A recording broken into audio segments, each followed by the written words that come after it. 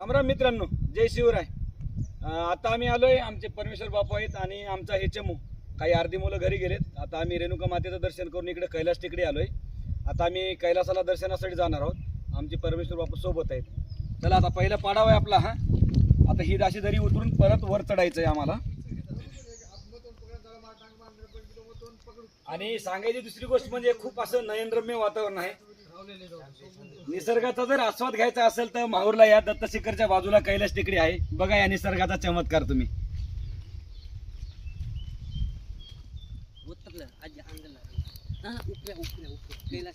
आणि हे पहिला चढाव आहे. आता समजा आता हे बदकल आपण असं उतरलं ना तर हा पहिला चढाव लागतोय. आणि हे चढाव संपल्यानंतर वरी कैलास टेकडी आहे.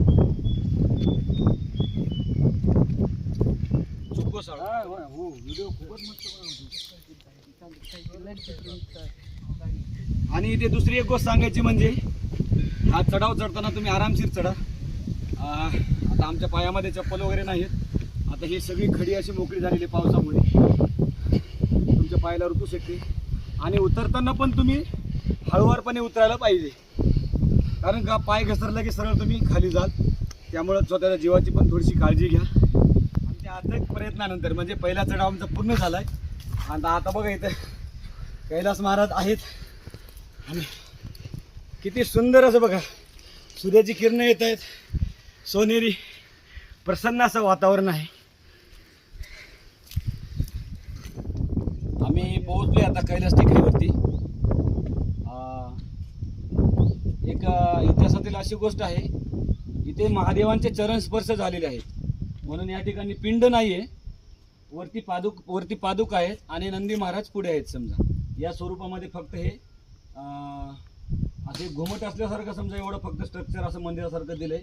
4 खांब आहेत आणि खरंच खूप पवित्र जागा आहे. असं इथं तुम्ही येऊन ध्यानाला बसा थोडंसं. बघा एकांतात या महादेवाच्या सहवासामध्ये राहा तुम्ही. तुमचं दुःख सगळं हरण करेल एवढं मला म्हणजे खात्रीशीर सांगावं वाटतं तुम्हाला. आणि या आयुष्यामध्ये सोबत काही न्यायचं नाही आपल्याला. आपल्या आराध्यांना आपला जो धर्म आपल्याला शिकवतो, आपली जी संस्कृती आहे त्या संस्कृतीला तुम्ही जपत चला. आपल्या धर्मांसाठी आपण जर पुढे आलो नाहीत तर आपला धर्म लोप पावेल. इतिहास असाच आहे. आपल्यावर कुरुघडी करणारे खूप झालेले आहेत.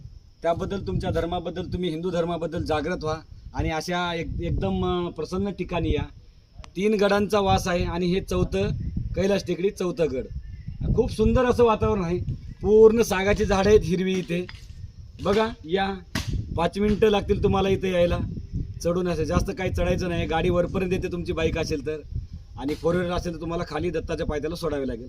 बघा आमचे व्हिडिओ आवडले तर लाईक करा, शेअर करा. चला राम राम.